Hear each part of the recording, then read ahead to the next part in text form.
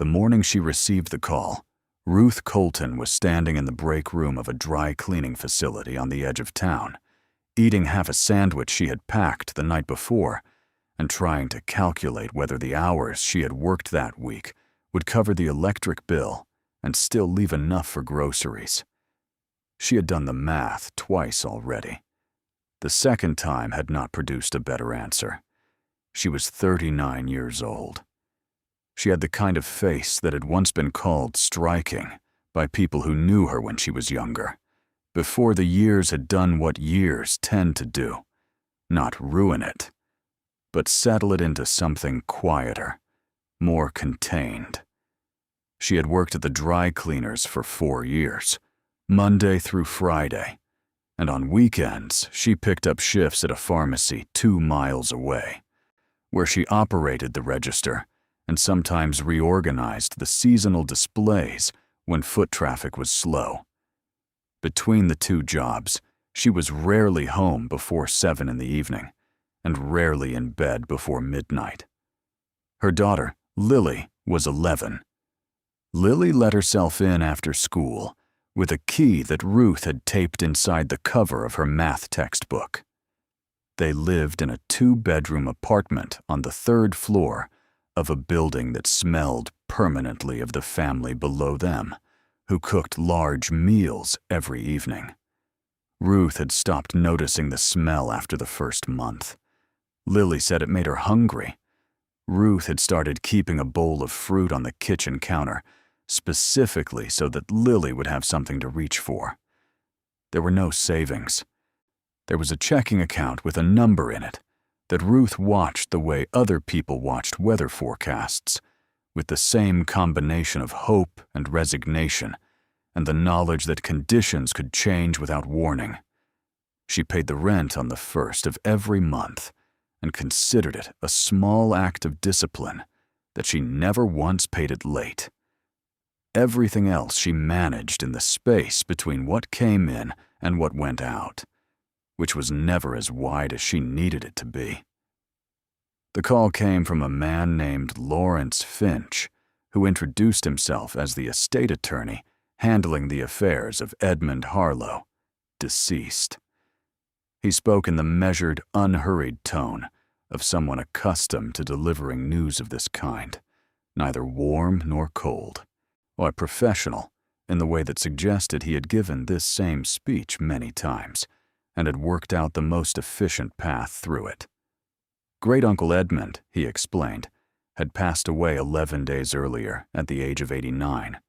He had lived alone on the eastern side of the state, in a house he had owned outright since 1971. He had left a will. Ruth was named in it.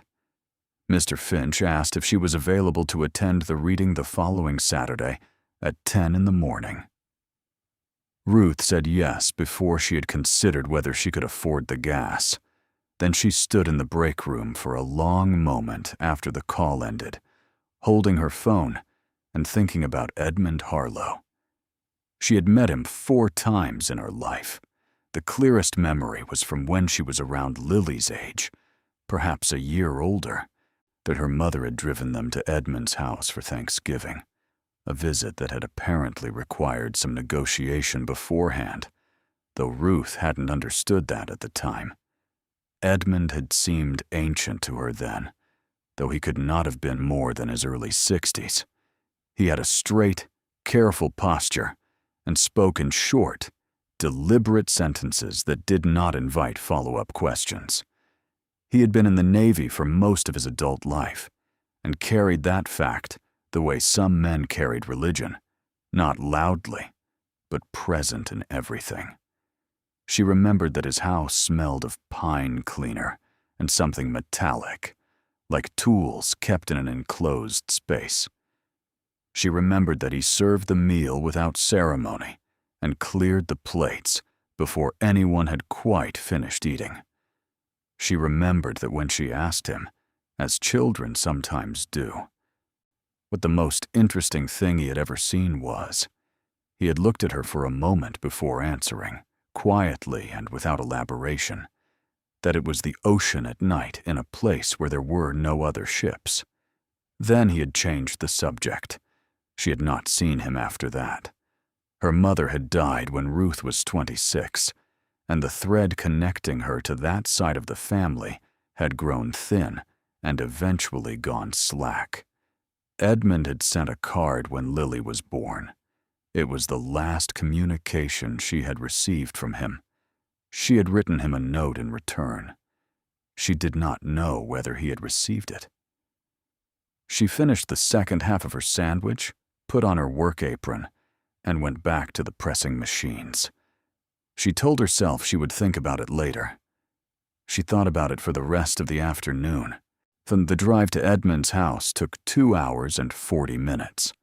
Ruth left early, before Lily was awake, and stopped once for coffee at a gas station, where the machine produced something thin and overheated that she drank anyway. The road east was flat and unremarkable for most of the journey, then gradually shifted as she moved into the kind of country where trees stood closer together, and the air, even through the car windows, felt different, cooler, and with more weight to it. She had looked up the address online the night before and found a satellite image of the house. It was modest, a single-story structure with a small covered porch and a yard that had been maintained without excess. Hardwood trees pressed close on 2 sides, a gravel driveway, a detached garage, its door visible even in the aerial image. The house looked like a man who had spent his life reducing things to their essential function and found the result satisfactory. The lawyer's office was not at the house, but in a town 15 minutes away, in a building that shared a parking lot with a dentist and a tax preparation service. Ruth arrived 8 minutes early and sat in her car until 9:58, listening to the engine tick as it cooled. Then she went inside. The conference room was smaller than she expected. A rectangular table, 6 chairs, a window that looked out on the parking lot. 3 people were already seated when she arrived, and she recognized 2 of them in the way one recognizes relatives seen rarely, by a vague familial similarity rather than any specific memory. Douglas Harlow was Edmund's nephew through the other branch, a man in his mid-50s with the kind of solidly maintained appearance that suggested regular expenditure on things that were meant to look effortless. Beside him sat his wife, Patricia, who nodded at Ruth when she entered, but did not smile. Across the table was a woman Ruth was introduced to as Cecile, a second cousin she had never met, who had driven from several states away and seemed to feel that the distance warranted acknowledgement. Mr. Finch entered at 10 exactly. He set a folder on the table with the precision of someone who treated punctuality as a form of argument, and then arranged his reading glasses before opening it. What followed was methodical and not particularly long. Edmund had been, as it turned out, a man of organized habits. In death, as in life. The house on the eastern side of the state, along with its contents and the land it sat on, went to Douglas Harlow, who received this information with a small nod that was entirely composed. A brokerage account, valued at something in the low 6 figures, was to be divided equally between Douglas and Cecile. A truck, a riding mower, a set of professional-grade woodworking tools, and a collection of fishing equipment were itemized and distributed with the same lack of sentiment with which they had apparently been cataloged. Ruth sat and listened and understood, without quite forming the thought consciously, that she was waiting for something. Mr. Finch turned a page. There was, he continued, one additional item. A naval trunk, currently stored in the garage of the property, was to be bequeathed to Ruth Colton, née Harlow on her mother's side, described in the will as Edmund's great niece. Ruth waited. Mr. Finch closed the folder. That was the extent of it. She did not see the trunk until after the reading concluded, and Douglas had offered, in the tone of someone being scrupulously fair, to drive out to the property so that she could collect it. Patricia came along and sat in the front seat of Douglas's car, while Ruth followed in her own, the two-vehicle procession moving through the quiet town and out onto the road that led east. The house was smaller in person than the satellite image had suggested, or perhaps it was simply that buildings look different when they are real, when they occupy actual space rather than the abstracted flatness of a screen. The yard was tidier than Ruth had expected. Someone, presumably a neighbor or a hired service, had cut the grass recently. The porch had been swept. A small American flag hung from a bracket near the door, faded to a pastel version of itself, but still upright. Douglas had the keys. He opened the garage without ceremony. The trunk was in the far corner, set on two wooden pallets to keep it off the concrete floor. It was large, perhaps 4 feet long and 2.5 feet tall, made of what appeared to be steel, painted naval gray, though the paint had worn in places to expose the bare metal beneath. The corners were reinforced with metal brackets.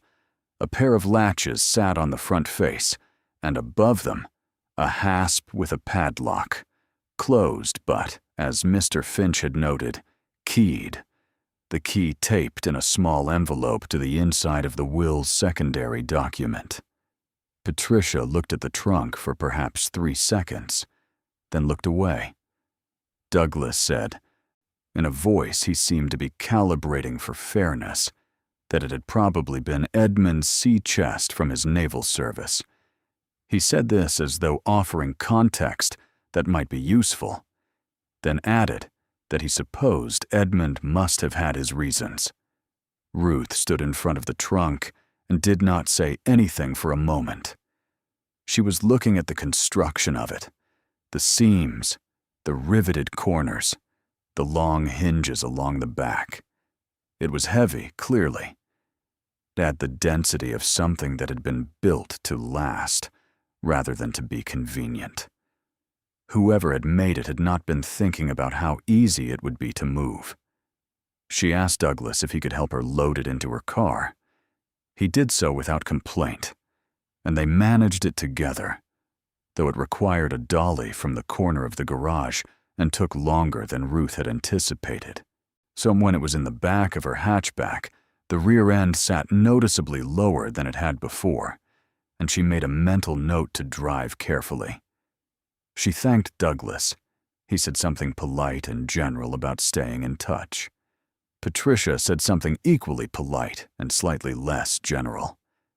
Then Ruth got in her car and pulled out of the driveway and followed the road, back toward the highway, and neither Douglas nor Patricia was still watching by the time she reached the end of the block. She drove home with both hands on the wheel and the radio off. She did not open the trunk that day. She and a neighbor from the floor below, a retired man named Arthur, who helped with things in exchange for the occasional meal, managed to carry it up the 3 flights and set it in the corner of Ruth's bedroom, against the wall that separated the room from Lily's. It took Arthur's back about 20 minutes to forgive the effort. Ruth brought him a cup of tea, and they sat in the kitchen for a while, and Ruth noticed that she did not explain what was in the trunk, partly because she didn't know, and partly because she wasn't yet ready to receive an opinion about it. Lily had looked at it briefly, with the frank and unsentimental curiosity of an 11-year-old, and asked what it was. Ruth said it had belonged to a great-great-uncle who had been in the Navy. Lily said it looked like something from a movie. Then she went back to her homework. That evening, Ruth sat on the edge of her bed and looked at the trunk from across the room. The bedroom was not large, and the trunk was not small, and there was something about the proportions of the situation that she found difficult to name. The trunk occupied the corner with a kind of permanence, as though it had always been there, and it was the rest of the room that was the newcomer. She thought about Edmund. She thought about the house she had seen that morning, clean and reduced and functional, stripped of excess in a way that had clearly been deliberate.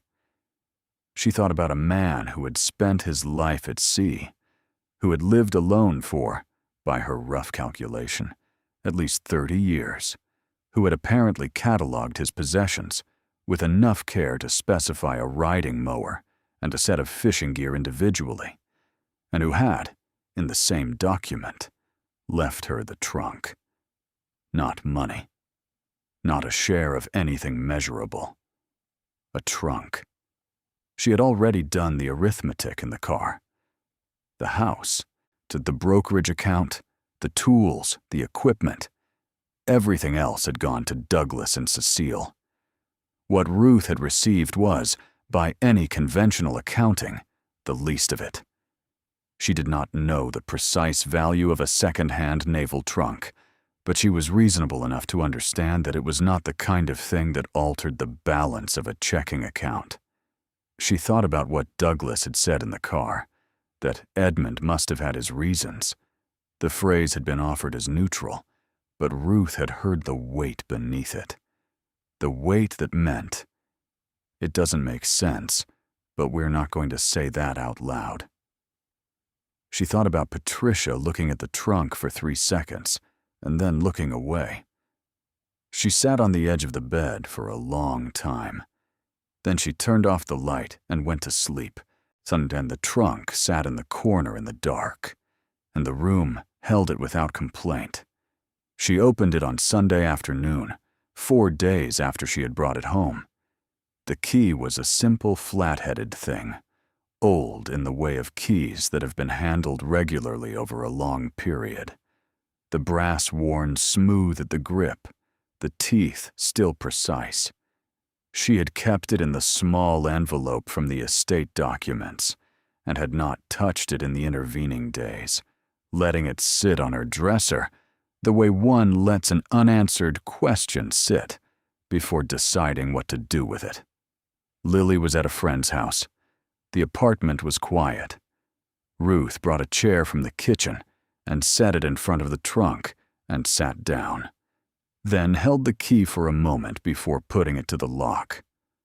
The padlock released on the first try. The mechanism was smooth, without resistance, which meant it had been maintained. Someone had kept this lock oiled.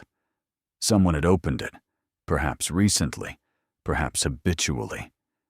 She set the padlock on the floor beside her and undid the 2 latches, each of which released with a sound like a small, definitive punctuation mark.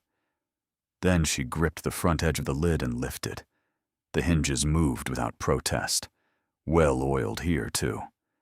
The smell that came up was specific and layered, not unpleasant, but dense. There was the metallic undertone of the trunk itself, the paint and the steel. Beneath that, something older, the particular dry scent of fabric and paper that had been sealed together for a long time. And beneath that, something Ruth could not immediately identify, a faint chemical quality that reminded her of nothing in particular, but that she would later recognize, when she thought about it more carefully, as a preservative of some kind. She looked at the interior. The trunk was lined, not with the rotted canvas she might have expected, but with something that had been added later. A fitted inner shell, dark green, smooth, covering the original lining entirely. The seam where it met the edges of the trunk was precise. This was not a factory fitting. It had been cut and installed by someone who worked carefully. On top of this lining, arranged with an orderliness that was immediately recognizable as intentional, were the items she would examine first. A wool blanket, folded flat, dark blue, showing some wear at the edges, but otherwise intact. Beneath it, a pair of folded dress whites, naval uniform trousers and jacket, wrapped in a layer of tissue paper that crinkled softly when she moved it. The uniform was immaculate. The brass buttons were tarnished, but still legible, each one bearing the anchor insignia she associated with the Navy. There were service ribbons on the jacket, pinned in their original configuration, though she did not know what each one signified. She set the uniform beside her on the floor, folded as it had been, not wanting to disturb whatever arrangement Edmund had placed it in. Beneath the uniform was a leather folder. This, too, had been placed deliberately, not dropped in. The leather was dark brown and supple, showing the specific softening that came from years of handling. She undid the small strap closure and opened it. Inside were documents. She did not examine them in detail yet, only enough to register what they were. Handwritten pages, some typed, and some printed on what appeared to be official letterhead. There were photographs tucked between the pages, small and black and white, showing ships and men, and one or two places she could not identify. There was a naval identification card with Edmund's photograph on it, younger by decades than the man she had met at Thanksgiving. His expression in the photograph was the same, though contained, self-composed, looking directly at the camera, with nothing in his face that was meant for anyone else. She set the folder carefully beside the uniform. What remained in the bottom of the trunk was covered by a second folded cloth, heavier than the one above it, a kind of oilskin material. She lifted it and set it to one side. Beneath it was a wooden tray. It sat flush with the floor of the trunk, its edges matching the interior dimensions precisely. It was made of a dark wood she didn't recognize immediately, and it had 4 compartments separated by fitted dividers. 3 of the compartments held items she could see clearly. In the first, a collection of coins, stacked and wrapped in cloth, rolls the way old coins sometimes are. In the second, a set of folded papers, tied with a cord. In the third, a small metal box, not much larger than a deck of playing cards, secured with a separate latch. The 4th compartment was empty. Ruth sat and looked at all of it for a while. She was not ready to pick up the coins or open the metal box or untie the cord on the papers. She was not sure what she expected to find when she did, and she understood, without quite putting it into words, that there was something about the arrangement of the trunk's contents that resisted hurry. Not because it was dangerous, not because anything threatened her if she moved too quickly, but because the whole thing had been organized with a seriousness that she felt, without knowing why, that she should meet with equivalent seriousness. A man had packed this trunk, a man who had been in the Navy for much of his life, who had kept a padlock oiled and a lining clean, and a uniform folded in tissue paper for years, possibly decades. A man who had then left it, deliberately, to her. Not to Douglas, not to Cecile, to her. She sat with that for a moment. Then she leaned forward and, carefully, lifted one of the cloth-wrapped coin rolls from the first compartment. It was heavier than she expected. Noticeably so. The cloth was a deep burgundy, and secured at each end with a thin rubber band that had hardened with age, but had not yet cracked. She did not unwrap it. She set it back in the compartment and let her hand rest there a moment before withdrawing it. She closed the trunk lid. She did not relatch it. She called her cousin Deanna that night because Deanna was the one member of the extended family she still spoke to with any regularity, and because she needed to tell someone, and because telling someone meant that the thing had happened, that it was real and not something she had constructed in the silence of a Sunday afternoon. Deanna listened. There was a pause when Ruth finished. Then Deanna said, "Well, what's in the coins?" Ruth said she hadn't opened them yet. Another pause. Deanna's tone shifted into the gentle skepticism she deployed when she was trying to be kind, and she said, "Honey, I mean this well, but you know sometimes those old trunks just have, it's old stuff. Service mementos. My grandfather had a box like that, and it was meaningful to him, and we all felt terrible saying so. But it wasn't worth anything, you know?" Ruth said she understood. Deanna said, "Did you at least get anything else? From the will?" Ruth said no. Just the trunk. There was a different kind of pause this time. Deanna said, "Oh." Ruth said she was sure Edmund had had his reasons. She said it the same way Douglas had, without believing it any less, but also without believing it enough to constitute faith. After she hung up, she sat in the kitchen for a while. Lily was in bed. The building was quiet, except for the sound of a television somewhere below and the distant, muffled rhythm of the city. Ruth thought about the trunk in the corner of her bedroom.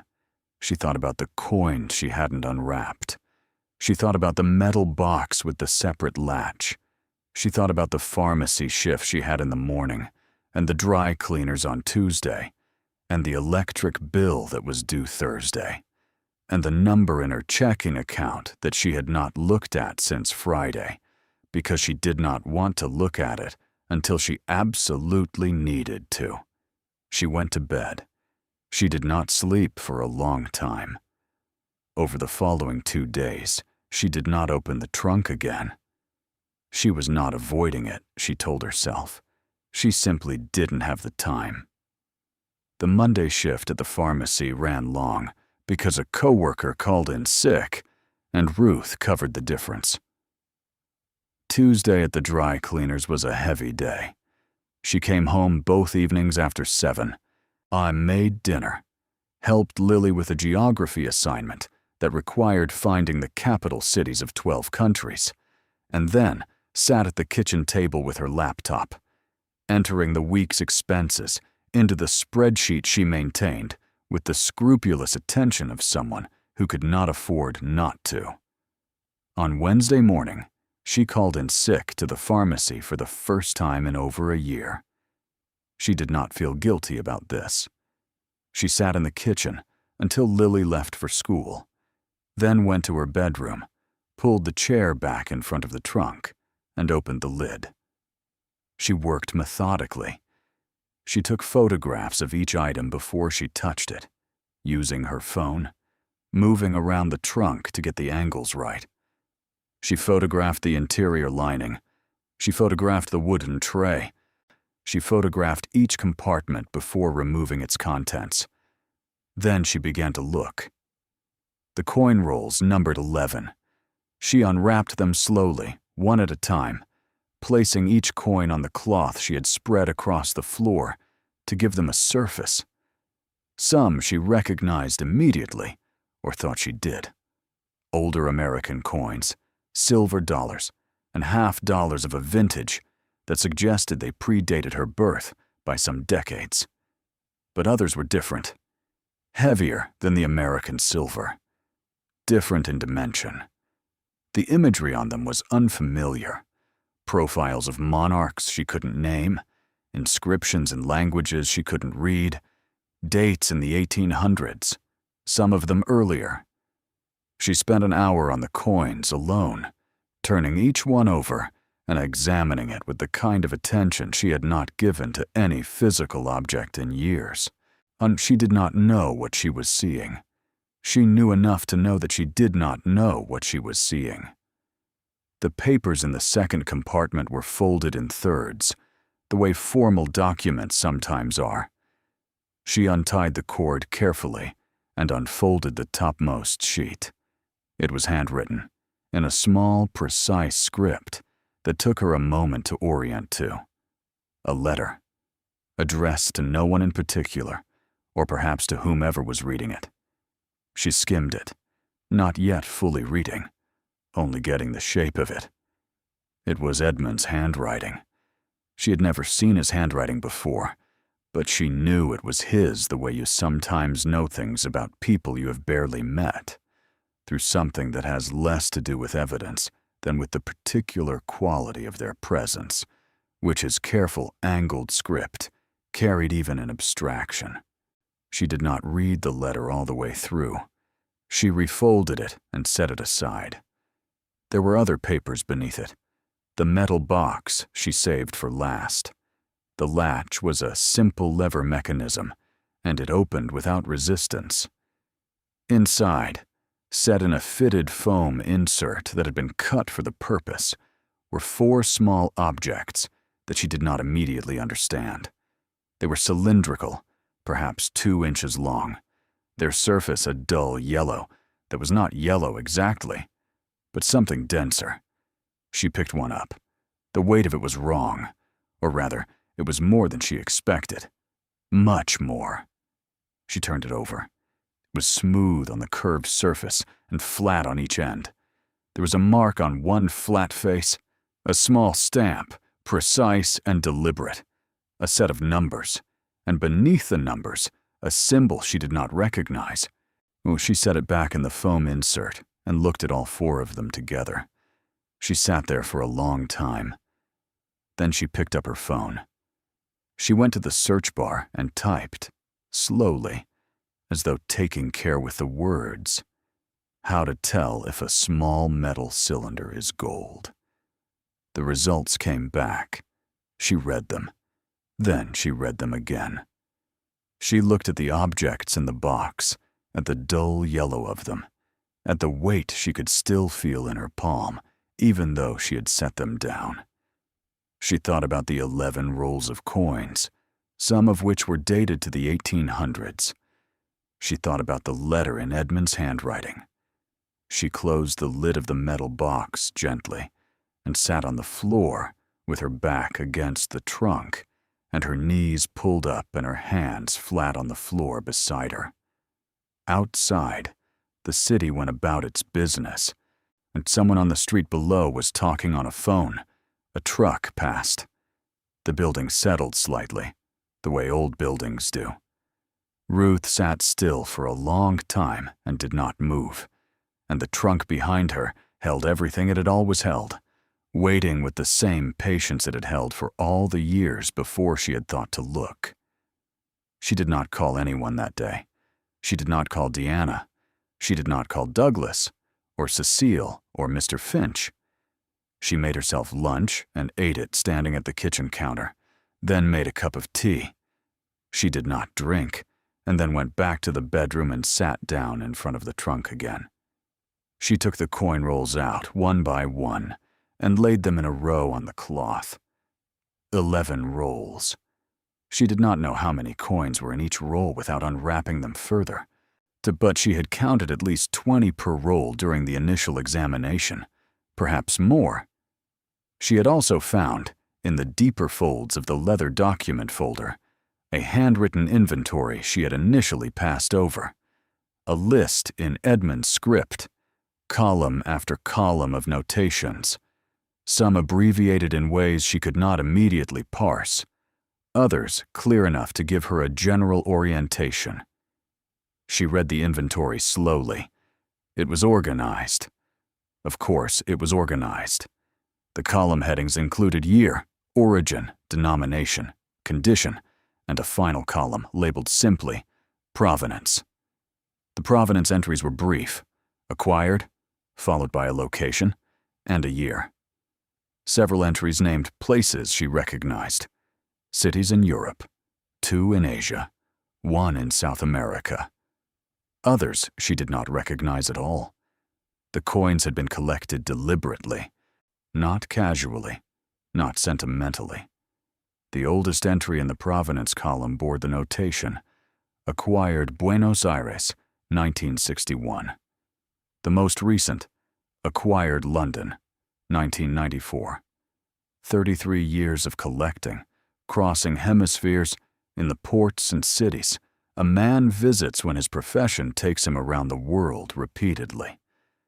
There were more coins in the trunk than the 11 rolls she had initially counted. She found this only when she lifted the wooden tray entirely and found that it was not the bottom of the trunk. Beneath the tray, secured by 2 wooden pegs, was a secondary section, a space that the tray had been fitted to conceal. She knelt on the floor and reached inside. The secondary space held items wrapped in a soft, yellowish material. Chamois cloth, she thought, though she was not certain. She counted the wrapped parcels. 9 of them, each individually wrapped and sealed at the top with a twist of the same cord used on the document papers. She did not open them. She sat back on her heels and looked at what was before her. 11 coin rolls in the primary compartment, 4 small cylinders in the metal box, a leather folder of documents including a handwritten inventory, and now 9 additional wrapped parcels in a secondary compartment that had been deliberately concealed beneath a fitted tray in a trunk left to her by a man she had met 4 times in her life. She thought about the family in the lawyer's office on Saturday morning. She thought about Douglas and his carefully calibrated fairness. She thought about Patricia, who had looked at the trunk for 3 seconds. She thought about Deanna, who had said, "Honey, you know, sometimes those old trunks just have... it's old stuff." She sat on the floor of her bedroom in the apartment that smelled of the neighbors cooking, in the building on the street where someone was always talking on a phone, with the late morning light coming in through the window at the angle it always did at this hour, and she let herself feel, for the first time, that something had changed. She did not know yet what the change amounted to. She did not know the value of what was in the trunk.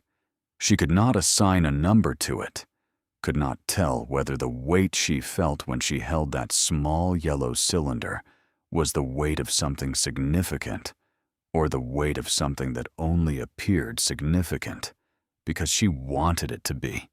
But she knew that a man who had organized a trunk this carefully hadn't done so without reason.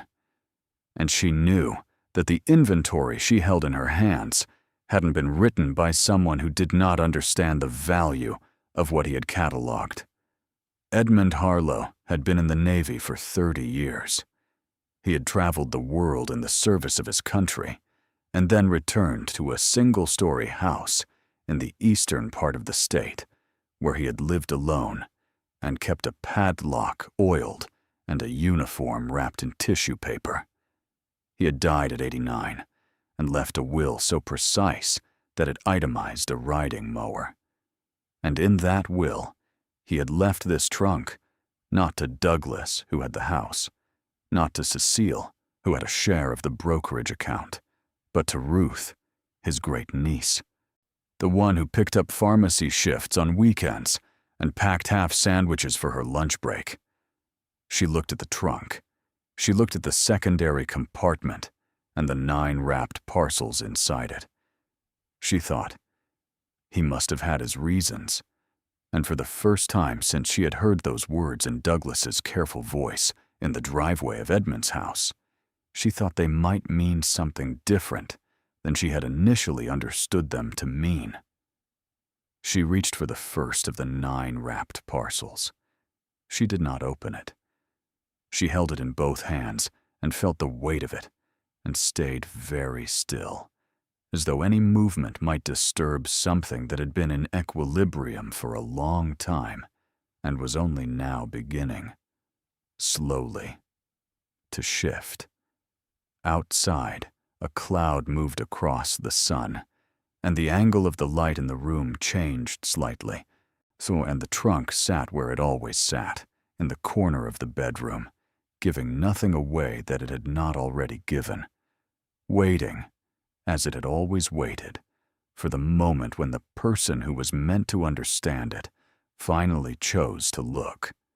She opened the first parcel on a Thursday. She had given herself the intervening day to think, which was not something she could often afford. Time set aside for no other purpose than considering what to do next. She had worked her shift at the pharmacy, come home, made dinner, listened to Lily describe a disagreement at school involving a borrowed pencil case and a misunderstanding about ownership. She had done the dishes. She had sat at the kitchen table and looked at the closed bedroom door for a while, then gone to bed.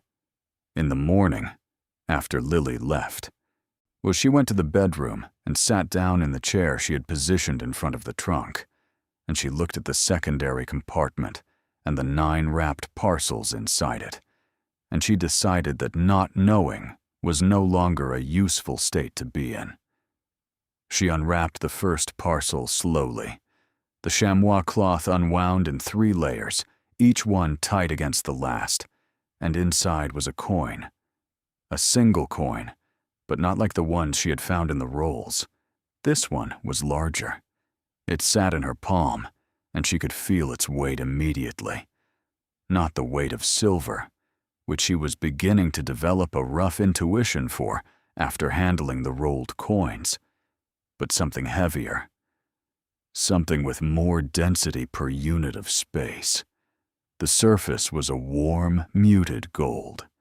The face showed a woman's profile, classical in styling. Surrounded by text she could not immediately read. She turned it over. An eagle, wings spread. More text. A date, 1907. She set it on the cloth and reached for the second parcel. The second held 3 coins, wrapped together, smaller than the first but the same color, the same density. Different faces. One bore a profile she recognized vaguely, a monarch of some kind, the engraving precise and finely detailed. Another was worn almost smooth on one face, but legible on the reverse. The third was in a condition that made her catch her breath slightly, because it was perfect. Not a mark on it. The kind of surface that suggested it had never circulated, never passed between hands in ordinary commerce, but had gone straight from its point of origin into some form of protection. The third parcel held 2 coins of a type she had no framework for at all. They were irregular in shape, not round precisely, but close. And the metal was different again, darker gold, matte rather than warm. They were heavier per unit of size than anything else she had handled. She turned them over and found, on one face, a crest she did not recognize, and a date she had to look at twice. 1713. She worked through all 9 parcels in order. It took her most of the morning. By the time she set the last coin down on the cloth beside the others, there were 42 coins in total laid out before her in rough rows, spanning what appeared to be, based on the dates she could read, nearly 3 centuries of production, from multiple countries of origin, in multiple metals, in conditions ranging from well-worn to virtually untouched. She sat back and looked at them. She had no precise knowledge of what she was looking at. She was not a collector. She had no background in numismatics or precious metals or antiques of any kind. But she was not unintelligent, and she had spent enough of her life navigating scarcity to understand, in a functional and unromantic way, that value was a matter of scarcity, condition, and demand. And what lay before her on the cloth, 42 coins, the earliest from 1713, the most recent from the mid-20th century, in conditions that ranged from collector grade to exceptional, looked, even to her inexpert eye, like the result of decades of deliberate and knowledgeable acquisition. She picked up Edmund's inventory from the leather folder and read it properly this time, from the beginning. It was 4 pages long. The handwriting was consistent throughout, small even, the same careful script she had noticed in the letter. Each line represented a single coin. The columns she had noted before: year, origin, denomination, condition, and provenance. But now she also noticed 2 additional columns she had initially glossed over, located at the right edge of each page. One labeled Estimated Value at Acquisition, and one labeled Updated Estimate. The second column had entries in a different ink. The same hand, but written at a different time. The dates in the provenance entries ranged into the 1990s. The updated estimates, she could tell by the ink consistency and the slight shift in pen pressure, had been added later. Some of them much later. She looked at the most recent entry in the updated column and did not immediately understand the number she was reading. She looked at it again. She looked at the coin it corresponded to. The one from 1907. The gold one with the spread eagle reverse. Then she opened her phone and searched for the coin by its description, cross-referencing the date and the image on the face and the eagle on the reverse. The results loaded. She read the first entry, then the second. Then she went back to the inventory and read Edmund's estimated value in the updated column and compared it to the figures in the search results. Edmund's estimate was conservative. The current market value listed in the results was higher, not by a small amount. She put the phone down and looked at the ceiling for a moment, and then she picked the phone back up and searched for a second coin from the inventory, then a third. Each time she compared Edmund's updated estimate to the figures she could find online, and each time the relationship held. Edmund had been knowledgeable, his estimates had been grounded, and the market, in the years since he had made them, had moved in the direction of increase. She did not calculate a total. She was not ready to calculate a total. She understood that the numbers she was finding in online searches were asking prices and auction results and appraisal guides, and that none of them constituted an actual value until an actual expert had seen the actual objects. She understood that the difference between what something was listed for and what it sold for could be significant. She understood that she was a woman sitting on the floor of her bedroom with no expertise in the subject matter, and that her instinct about numbers was probably optimistic in the way that instincts tended to be when one was also calculating whether this week's hours would cover the electric bill. But she also understood that 42 coins, spanning 3 centuries, collected by a man who had traveled the world for 30 years, and then maintained a careful, updated inventory until at least the mid-1990s, was not the inheritance of someone who did not know what they were doing. She sat for a long time with the inventory in her lap and the coins laid out in front of her. She thought about the 4 small cylinders in the metal box. She had held one of them briefly before in the first examination, and had felt the weight that was wrong, more than she expected, more per unit of size than made intuitive sense.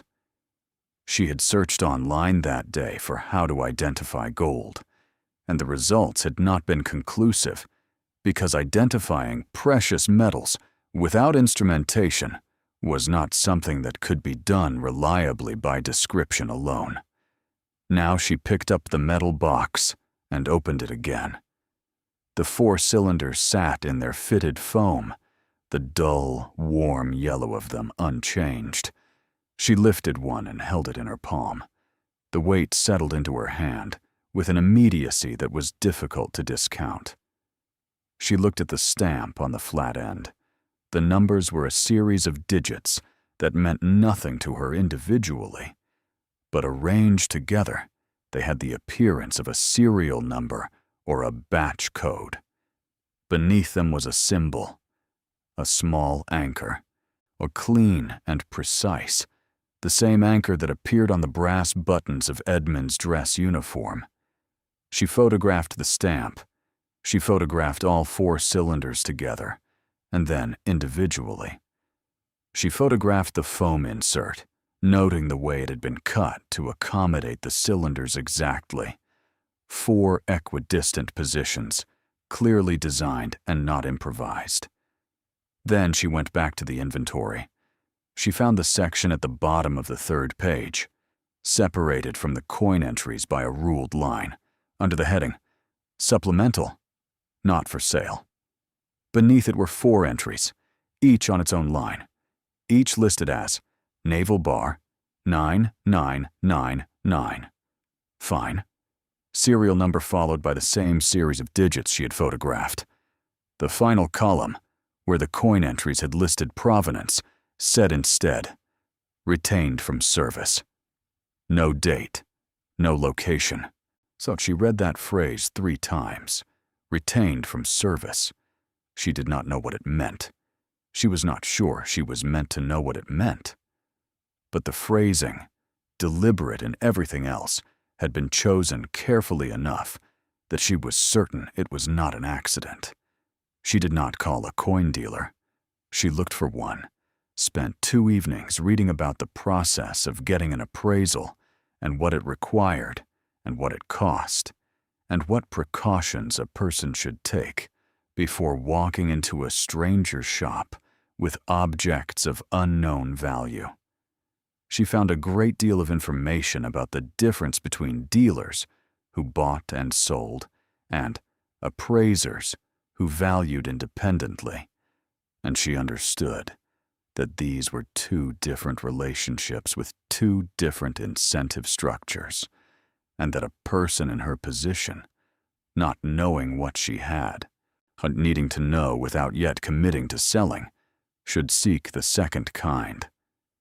She found a certified numismatist named Gerald Beaumont through the website of a professional association, which listed his practice address, his credentials, and a single, restrained sentence that read, Independent appraisals only. By appointment. The address was in the city. She called the number on the following Tuesday from the break room at the pharmacy, speaking quietly, her back to the door. The person who answered was not Gerald Beaumont. It was a woman who managed his schedule. She asked Ruth what type of material she was looking to have appraised. Ruth described it as a collection of coins of mixed age and origin, and some additional objects she could not currently classify, and said she had an inventory document accompanying them. There was a brief pause on the other end. Then, how many coins, roughly? Ruth said, 42. Another pause. The appointment was for the following Friday, 10 in the morning. She did not tell anyone about the appointment. She did not tell Deanna.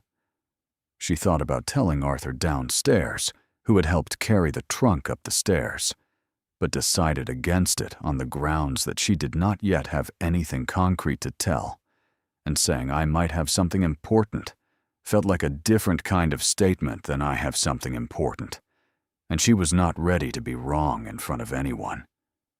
She spent the days before the appointment in a state she recognized from other periods of her life, a suspended calm, the particular stillness that arrived when a decision had been made, and the outcome was no longer hers to control, and she had felt it before paying a bill she was not sure she could afford. She had felt it in the hospital when Lily was born, in the hours of waiting. She had felt it on the days she submitted job applications to positions she needed and did not know whether she would get. It was not peace. It was the absence of the energy required for anxiety, a rationing of worry for when it might actually be useful. On Thursday evening, she repacked the trunk, organizing each item with the same care Edmund had used. She photographed everything one final time before closing the lid. She borrowed Arthur's hand dolly again, telling him she needed to move something for a repair, technically true if imprecise, and brought the trunk down to her car the night before. She slept poorly. She got up at 5 and made coffee, and sat at the kitchen table and watched the sky outside the window lighten by degrees. When Lily woke at 7, Ruth made her breakfast and said nothing about where she was going, only that she had an errand in the morning. Lily asked if it was a good errand or a boring errand. Ruth said she wasn't sure yet. Gerald Beaumont's practice was in a part of the city Ruth did not often visit, in a building that had been something industrial in an earlier life and had been carefully converted, the original bones visible in the high ceilings and the exposed ductwork, the new purpose expressed in the clean surfaces and the controlled lighting. The reception area was small and quiet. There were no displays of merchandise. This was not a shop. It was an office in the same way a lawyer's office was an office. A place where expertise was the commodity, not the things that expertise was applied to. The woman who managed Beaumont's schedule led Ruth to a workroom at the back. It was a plainly lit room with a long table covered in a material similar to the cloth Ruth had been using at home, a soft, dark surface that provided contrast and cushion. There were tools she didn't recognize arranged along one wall, a large lamp on a flexible arm, a scale, 2 different types of magnification equipment. Gerald Beaumont was a slight man in his mid-60s, with the particular economy of movement of someone who worked with small, precise objects over a long period. He wore a cardigan and reading glasses on a cord around his neck. He shook Ruth's hand and asked her to set the trunk on the table surface he indicated. He did not open it immediately. He asked her, first, to describe how she had come to have it. She told him.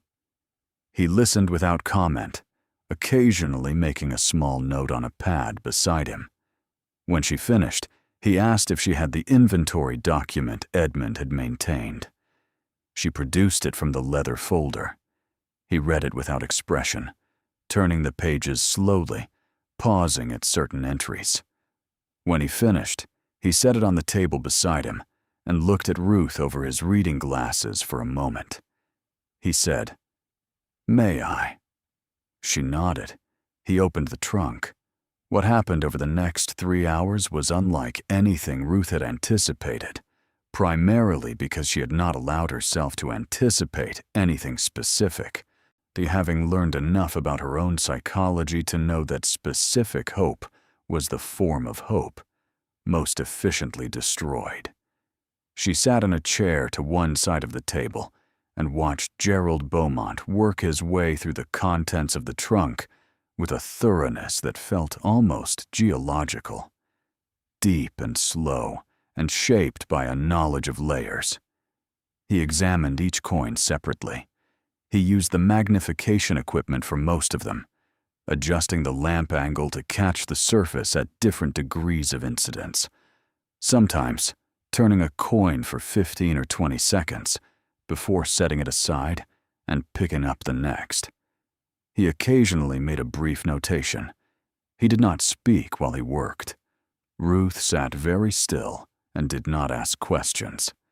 The 4 cylinders from the metal box he examined last.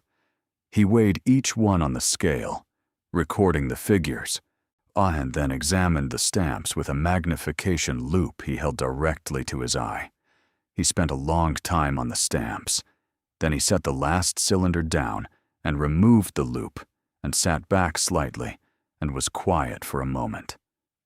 He said, "Where did you say your great-uncle served?" Ruth said he had been in the Navy for 30 years, through the late 1950s through the 1980s. She said she knew he had been stationed in various places, but did not know the specifics. Beaumont nodded. He looked at the cylinders again. He said, "These markings are consistent with official naval inventory stamps from a specific period. I won't be able to tell you more than that, without additional research. And there may be questions around their chain of custody that you'll want to have answered before you do anything with them. But I can tell you that the material is consistent with fine gold. Not costume, not base metal, not a simulation. The weight corresponds to what it should be. I'll need an XRF reading to confirm purity, but my experience says the stamp and the weight don't lie together. Ruth said, "An XRF reading," he said. "A fluorescence test. It confirms elemental composition. I can arrange it." "It takes a few days," Ruth said.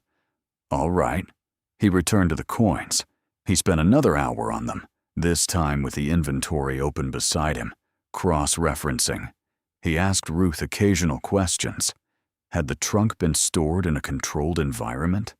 Was she aware of any previous appraisal? Had Edmund mentioned the collection to anyone? She said she didn't know about the environment. She said she wasn't aware of any prior appraisal. And she said Edmund had never mentioned anything to her at all. Beaumont said, "That's consistent with what I'm seeing. Most of these have been stored very well. The conditions you described, fitted lining, secondary compartment, oilskin covering, that's not casual. Someone understood what preservation required." Ruth said, "He was organized." Beaumont said, "He was more than organized." He was quiet for a moment. Then he said, without looking up from the coin he was examining, "I'm going to be straightforward with you, because I think you're expecting me to be. I'll need time to prepare a proper written appraisal. I'll need the XRF results for the cylinders. And I'll want to cross-reference several of these against current auction records and sale histories before I put a figure in writing." He paused, and he said, "But I don't want you to leave here today without some orientation." Ruth said, "All right." He set the coin down. He folded his hands on the table in front of him and looked at her directly. He said, "In terms of overall composition, you have here a collection that is internally coherent. It didn't accumulate by accident or impulse. Someone with real knowledge built this over a long period, acquiring selectively, prioritizing condition and rarity, maintaining documentation. That kind of collection, organized, documented, deliberately assembled, carries value that goes beyond the individual pieces. Provenance matters. Completeness matters. The inventory itself is an asset." He paused again. He said, "I'll want to examine several of these more closely, particularly 3 I've set aside. One is an 1804 silver dollar in a grade I haven't personally handled before. One is a British sovereign from 1817 that appears to be in uncirculated condition, which is extremely unusual for that date. And one is an early American piece that I need to look at more carefully, but if it's what I think it may be, it's a significant find on its own." He looked down at his notes. He said, "I'm not going to give you a number today. It would be irresponsible. But I'm going to tell you that the range I'm working with, before the XRF results, and before I complete my research, is broader than what most people expect when they bring in a trunk from an estate." Ruth said, "Broader in which direction?" He looked at her. He said, "Upward." She drove home in silence. She did not stop for coffee. She did not call anyone. She pulled into the parking lot of her building and sat in the car for a while, with the trunk in the back and the engine off and the sounds of the afternoon street filtering through the windows. She thought about the number she didn't have yet.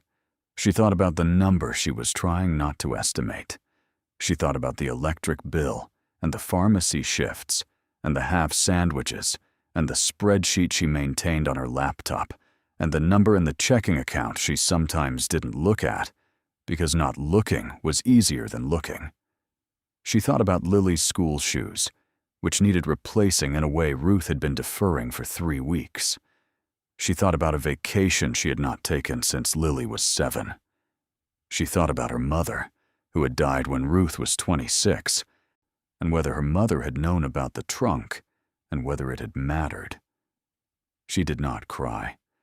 She was not a person who cried easily, and she was not sure what she would be crying about exactly, because the number was not confirmed, and the appraisal was not written, and Beaumont had said upward without saying how far upward, and the distance between this moment and anything she could actually do about it was still wide enough to fall into. She went upstairs and made dinner, and didn't say anything to Lily about where she had been. The formal appraisal took 11 days. Gerald Beaumont called her twice during that period, each time briefly, each time to ask a clarifying question about the inventory or the chain of custody or the storage history. Each call was professional and specific and gave away nothing about the direction of his conclusions. Ruth answered what she could and said she didn't know when she didn't, which was often. The XRF results came back after 5 days. Beaumont called to confirm that the cylinders were 99.97% fine gold. He said this in the same measured tone he used for everything and did not attach further commentary. Ruth said, "I see," he said. "I'll have the full written report ready by the end of next week." She worked her shifts. She calculated her expenses. She replaced Lily's school shoes, spending $43 she had moved from one column of the spreadsheet to another to make it work. She told no one about the appraisal. On a Tuesday, 12 days after the appointment, the written report arrived by courier. Ruth was at the pharmacy when it came. Arthur, who occasionally accepted parcels for neighbors, left a note under her door saying a delivery had arrived and he had signed for it. She picked it up from him that evening, a sealed envelope bearing Beaumont's practice address. She put it on the kitchen table. She made dinner. She waited until Lily was in bed. Then she sat down at the table and opened the envelope. The report was 17 pages. It was organized the same way Edmund's inventory had been. Each item on its own entry, described in clinical detail, condition graded on a standard scale, market comparisons listed, sourced from recent auction results and dealer records.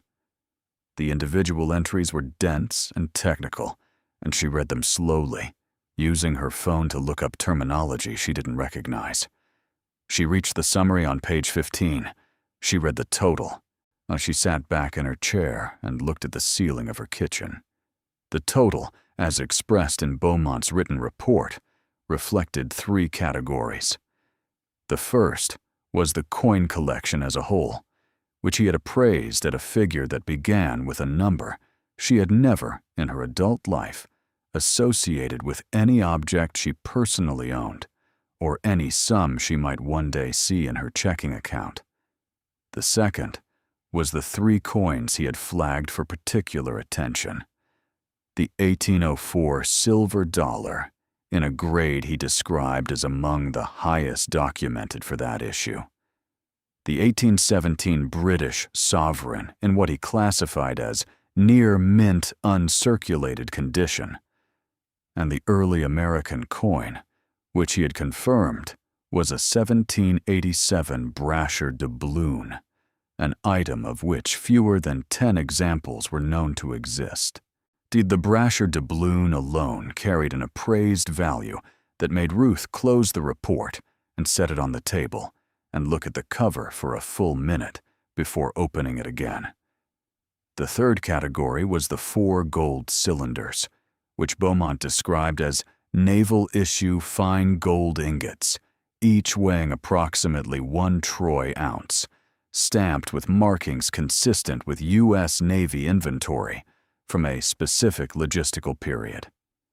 He noted that the historical and institutional context of the stamps added a premium above spot value, and he noted, in a careful parenthetical, that she might wish to seek legal guidance regarding the history of these items before proceeding with any transfer or sale, as their chain of custody documentation would strengthen their position significantly.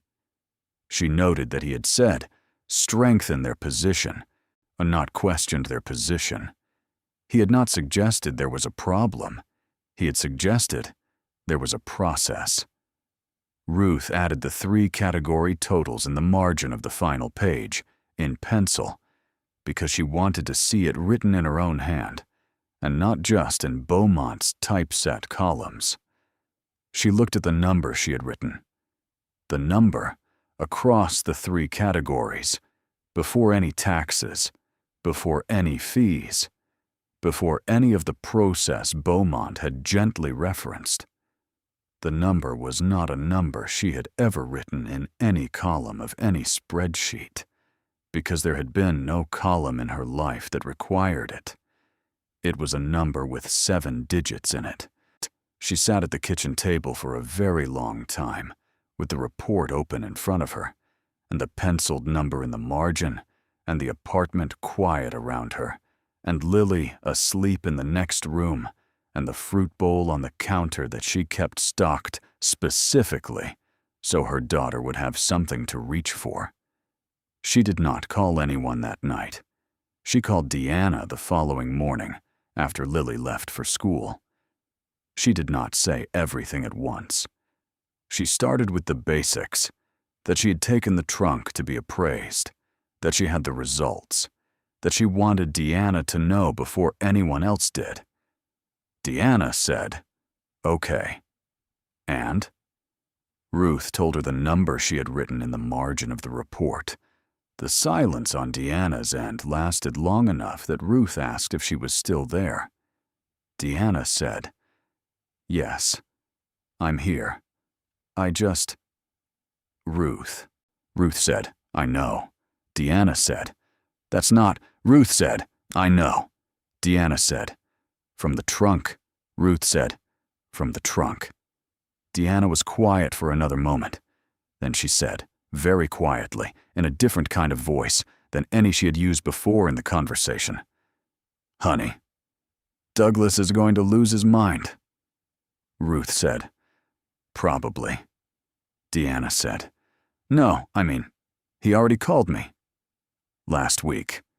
He said he'd heard from someone at the estate office that you had taken the trunk to get looked at. And he said, this is exact wording. He said, that's just like her to go chasing something that isn't there." Ruth held the phone for a moment without speaking. She said, "That's what he said." Deanna said, "Yes." Ruth said, "All right." She said it quietly, without heat. She looked at the penciled number in the margin of the appraisal report, which was sitting on the kitchen table in front of her in a patch of morning sun. She said, "I'm going to need to find a lawyer." She found one.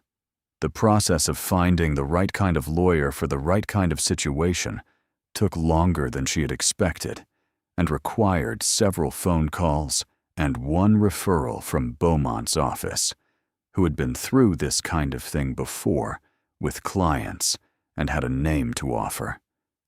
The lawyer's name was Marion Ashe. She worked in estates and asset management and had the kind of practical, unimpressed manner that suggested she had seen most things a person could bring to her and had developed a corresponding economy of judgment. She reviewed the appraisal report, the inventory, the estate documentation, and the will within 48 hours of receiving them. She called Ruth on a Thursday morning, and she said, "The appraisal is solid. Beaumont is well regarded, and his methodology is clean. The will is unambiguous. The trunk and all its contents pass to you without condition. There's no contestation language and no shared ownership." Ruth said, "What about the gold cylinders?" Ashe said, "I looked into the markings. They're consistent with a specific period in naval logistics when small amounts of precious metal reserves were maintained in non-standard forms for operational flexibility. There were programs during that era where personnel in certain roles could acquire such items through official channels.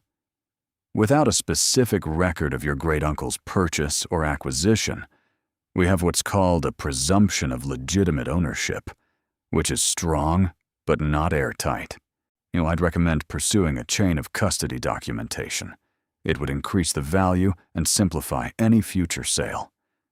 But I don't see a legal barrier. Ruth said, "How would I get that documentation?" Ash said, "I'd start with his service records. I can help you file the request."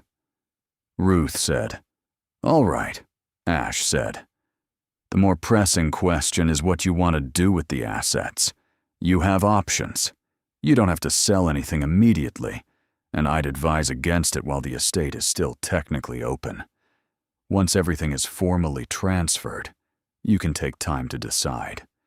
But you should know that certain items, particularly the Brasher doubloon and the $1804, will attract serious attention from auction houses. These are not items that pass quietly." Ruth said, "I understand." Ash said, "There's one more thing. I received a call this morning from a lawyer representing Douglas Harlow." A pause. Ruth said, "What does he want?"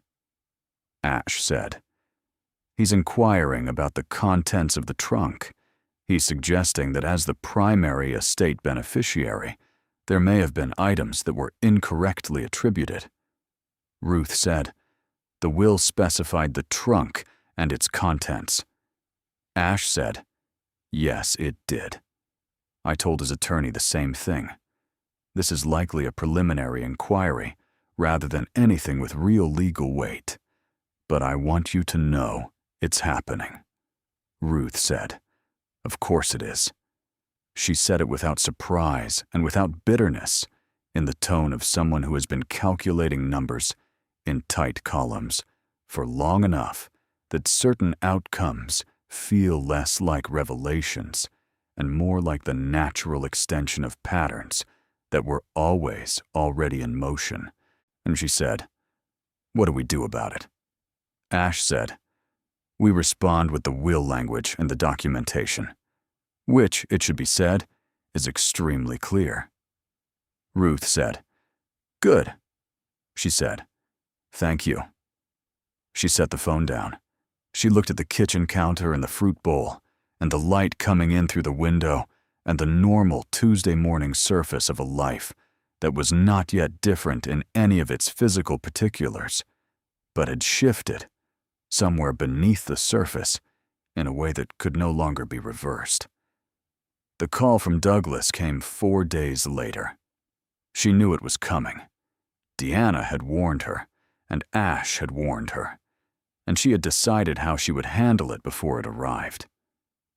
He called on a Sunday afternoon. She was home. Lily was watching something in the other room. Ruth stepped into the bedroom and closed the door and sat on the edge of the bed and answered. Douglas said, "Ruth, hi. I hope I'm not interrupting anything." She said, "No, go ahead." He said, "So, I've been hearing things, and I wanted to reach out directly because I think we should be talking, family to family, about what's going on with the trunk." She said, "What have you been hearing?" He said, "That you had it appraised, and that there might be some significant value there." She said, "There is." A pause. He said, "Right.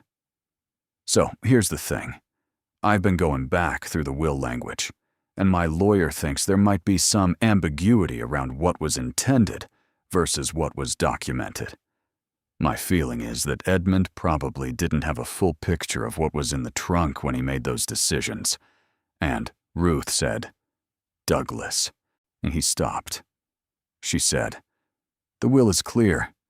The trunk and its contents belong to me. My lawyer has reviewed it, and so has yours. I'm not interested in renegotiating what Edmund decided. He said, I understand that. But from a family standpoint, she said. From a family standpoint, I was at the reading of the will. Your wife looked at the trunk for about 3 seconds. My cousin told me you said it was like me to go chasing something that wasn't there. Silence, she said. I'm not saying that to be unkind. I'm saying it because we both know what the expectation was. And I understand the expectation. I had it too. But the will is the will. And Edmund was specific. And I'm going to trust that he was specific for a reason. Douglas said. Ruth, she said. I hope you and Patricia are well. I really do. So, and if there's something genuinely ambiguous in the estate documents, my lawyer will respond to your lawyer. But I don't think there is, she said. Take care of yourself, Douglas. She ended the call. She sat on the edge of the bed for a moment. The trunk was still in the corner. It would be some weeks yet before it left this room permanently, before the formal transfers were completed, before the auction arrangements were finalized for the pieces that were going to auction, before the accounts were opened and the numbers stopped being numbers on a page and started being numbers that corresponded to something real. There was still a great deal to do. There was always a great deal to do. She looked at the trunk. She thought about Edmund Harlow, who had served his country for 30 years and sailed the ocean at night in places where there were no other ships, and who had come home at the end of it and lived quietly in a house on the eastern side of the state, and kept a padlock oiled and a uniform in tissue paper and a carefully maintained inventory of things he had collected across 3 decades and half the world. She thought about what it meant that he had left it to her. Not to Douglas, who had the house. Not to Cecile, who had a share of the brokerage account. To her. The great-niece he had met 4 times. The one who had written him a note when Lily was born. The one he had perhaps, in some quiet way, been watching from a distance, the way careful people sometimes watch the ones they care about most, without intruding, without announcing the care, simply keeping track. And she thought about whether he had known what the trunk contained. She was certain that he had. She was certain that the inventory, the lined interior, the false bottom, the oilskin cover, the fitted foam insert for the gold cylinders. None of it was accident or sentiment. All of it was intention. Edmund had known exactly what he was leaving and to whom he was leaving it, and he had made his decision with the same deliberateness he apparently brought to everything else. She thought about the reading of the will. She thought about Douglas's careful fairness and Patricia's 3 seconds. She thought about the drive home with the trunk in the back of her car and the rear end riding low from the weight of it. She was not angry.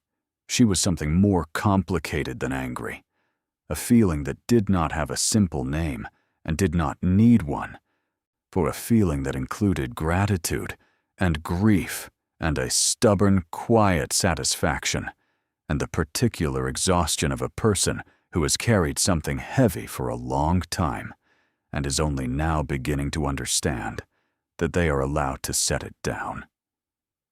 She stood up from the edge of the bed. She went back to the kitchen. She told Lily that dinner was going to be ready in about 30 minutes, and Lily said, "Okay," without looking up from whatever she was watching, which was the correct response and required nothing more. Ruth made dinner.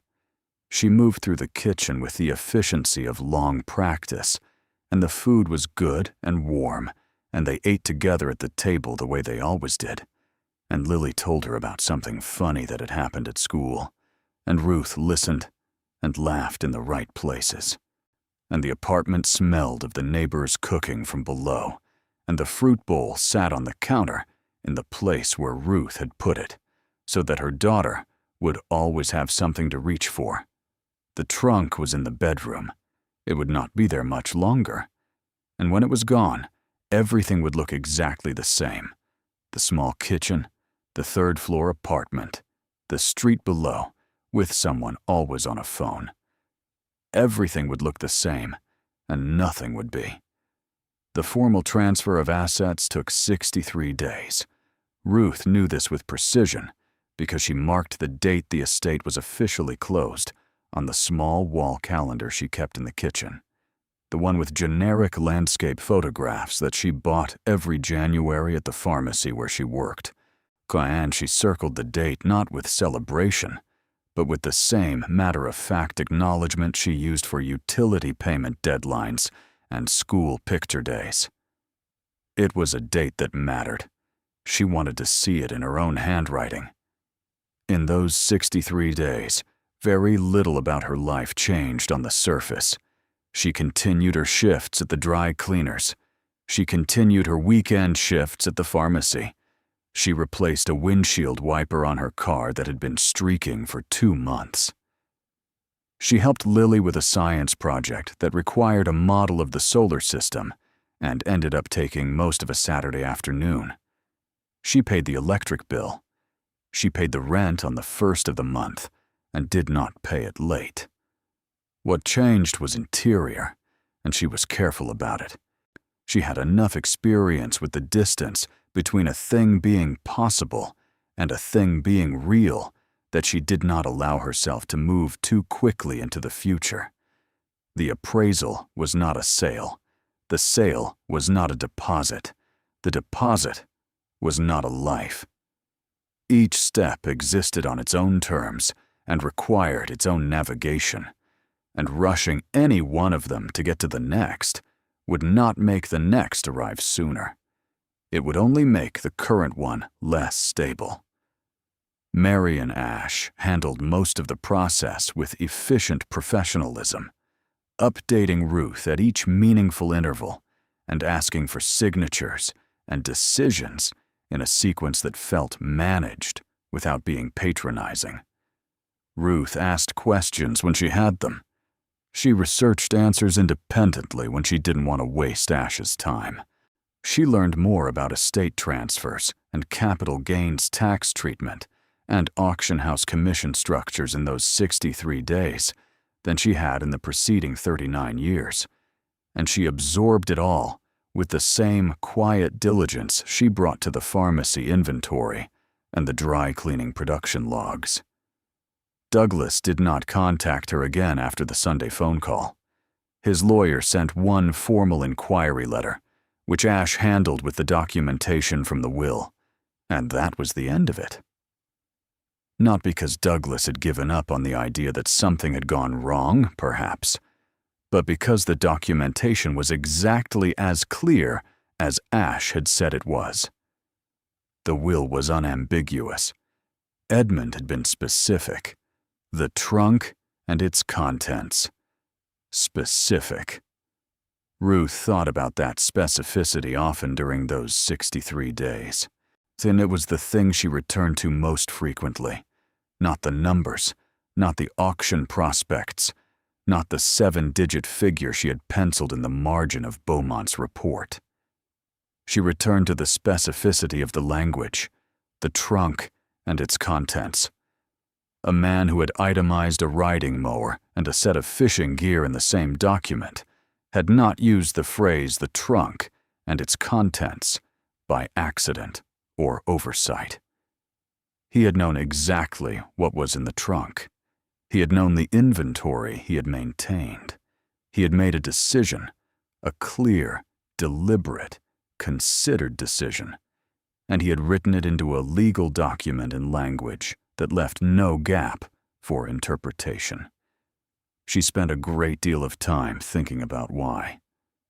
She read Edmund's letter in full on a Sunday morning in October, and 6 weeks after the estate closed, and 4 weeks after the first auction result came in. She had been deferring the letter since the first day she opened the trunk. She had skimmed it then, gotten the shape of it, Edmund's handwriting, addressed to no one in particular, and folded it back without reading it through. She had told herself she would read it properly when the appraisal was done. Then, when the estate was closed. Then, when the first auction was settled. Each time there had been another threshold to cross before she felt ready, and each time she had moved the threshold forward. Now there were no more thresholds convenient enough to use as cover. She sat at the kitchen table. Lily was at a friend's house. The apartment was quiet. She poured a second cup of coffee she didn't need and unfolded the letter. It was 4 pages, a handwritten on the same ruled paper Edmund had used for his inventory, the same small, careful script. The date at the top was a Tuesday in March, 3 years earlier. He addressed it to no one. He began by saying that he was writing this in case he was not present to say it, which was the only practical reason he could think of to write something he would have been unlikely to say aloud in any case. He said he wanted to explain some things, not to justify them, because justification implied he thought they required defense, and he was not sure they did. Simply to explain, because he had found in his life that unexplained things had a way of becoming mysteries, and mysteries had a way of being harder on people than facts. He wrote about the Navy. He wrote briefly and without nostalgia. He was clear that he had no interest in nostalgia, which he described as the habit of making the difficult past feel more manageable than it actually was. He said the Navy had taught him discipline, patience, and a respect for the places the world had that most people never saw. He said he had been in ports on 6 continents and had found, in each of them, that there were people who understood the enduring value of certain things, and that these people, if approached correctly, were willing to exchange those things for fair consideration. He said he had spent 30 years doing this quietly, because quiet was the appropriate register for most things that mattered. He wrote about the collection. He wrote about it the way a craftsman writes about his work, with technical respect and without excessive sentiment. He described the principles he had followed: rarity over abundance, a condition over quantity, documentation always. He said the inventory was the only part of the collection he was genuinely proud of, because the inventory represented the discipline of the thing rather than its results, and discipline was what distinguished a collection from an accumulation. Then he wrote about Ruth. He said he had not been a family person in the conventional sense. He said he had made peace with that early, having recognized that the rhythms of his life were incompatible with the rhythms a family required, and that pretending otherwise would have been unkind to everyone. He said he had, however, paid attention. He wrote, "I have watched you from a distance for most of your life, which I understand may sound strange, given that we have rarely been in the same room. But it is easier than one might think to watch a person from a distance when one is disciplined about it. I watched through your mother while she was living. I watched through the information that reaches a person who simply remains present and attentive in the network of people who know someone else." He wrote, "What I observed was this. You have been doing the right thing in the wrong conditions for a long time. You have been doing it without complaint and without the expectation that anyone was watching, which in my experience is the only way to know whether a person's character is real or performed. Performed character requires an audience. Real character performs the same whether anyone is looking or not. And you have been looking after your daughter and paying your debts and showing up to your obligations in circumstances that did not make any of those things easy. And you have been doing this for years, and no one has particularly acknowledged it, including me. and I am sorry for that last part. He wrote, "I am leaving the trunk to you because you are the person in the family I trust to handle it correctly, by which I do not mean that I think you will make perfect decisions, because no one does, but that I believe you will make considered ones, which is all the situation requires. Douglas is a capable man who already has what he needs. I do not say this unkindly. I say it practically. You are the one who does not have what she needs, and who has been managing that absence with a grace that I have found, from a distance, genuinely admirable."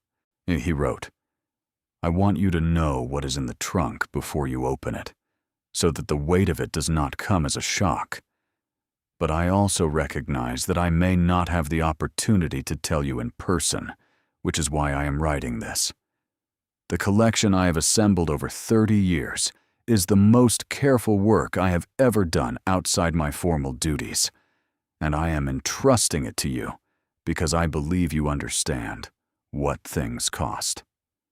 People who have always had enough rarely do. You have never had quite enough, and so you understand, in a way that cannot be taught, what enough means." He wrote, "Use it as you see fit. I mean this without condition." He signed it with his full name, Edmund James Harlow, in the same careful script, and added, beneath the signature, in what appeared to be a slightly different pen, and as though added at a later sitting, "I hope the ocean at night was worth describing." I believe it was. Ruth sat at the kitchen table for a long time after she finished reading. She did not cry. She was not a person who cried easily, and she was not sure, in any case, that crying was the right response. Crying was for grief, and this was not entirely grief, and crying was for joy, and this was not entirely joy. It was something else. It was the particular feeling of being seen by someone who was no longer present to know that they had been seen in return. She folded the letter and put it back in the leather folder with the inventory and the other documents.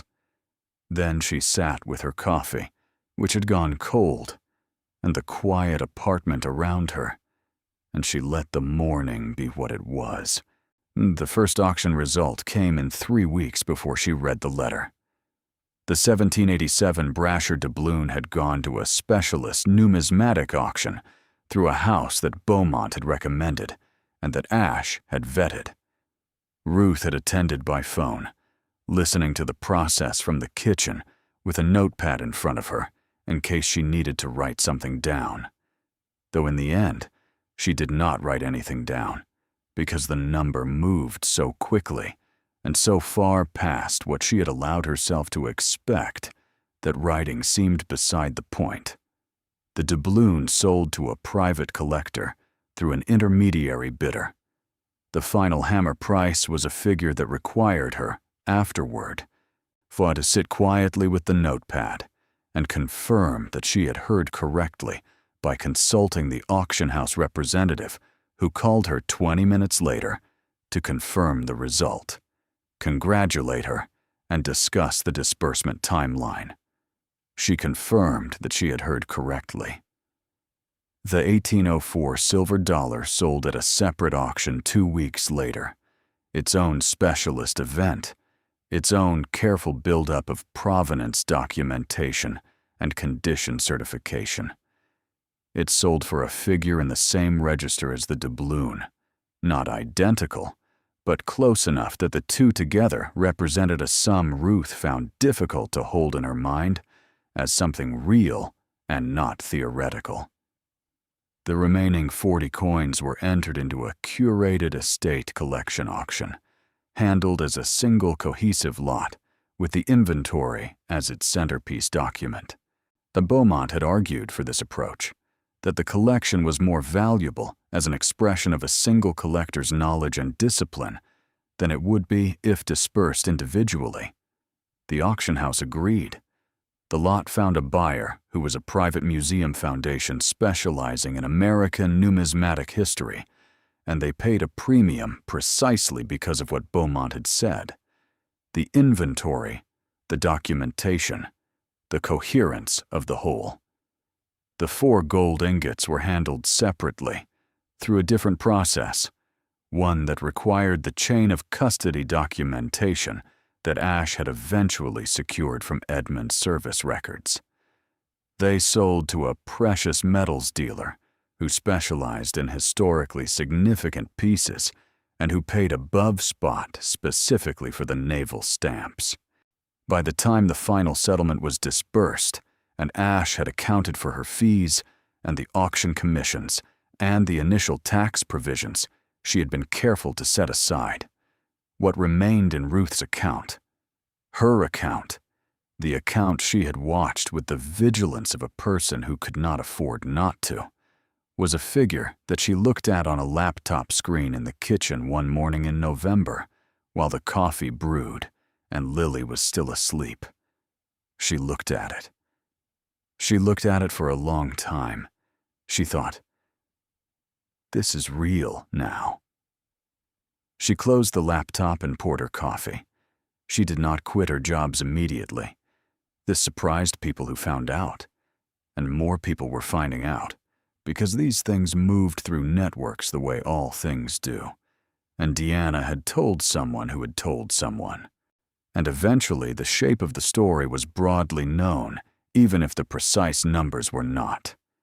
Deanna asked her, on a call in November, why she was still going to work.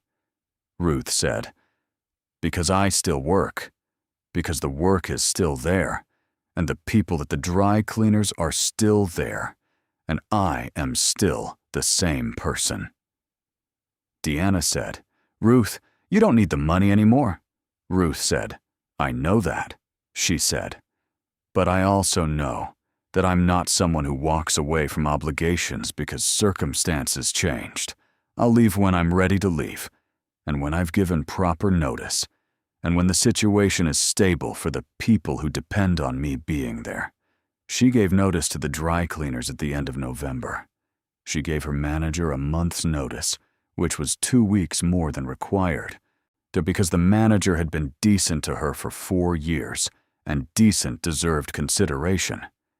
She gave notice to the pharmacy in December, a similar margin, for similar reasons.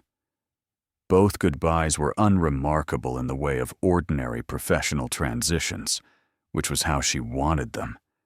There were no speeches, no dramatic revelations, no public accounting of what had changed. She worked her final shifts.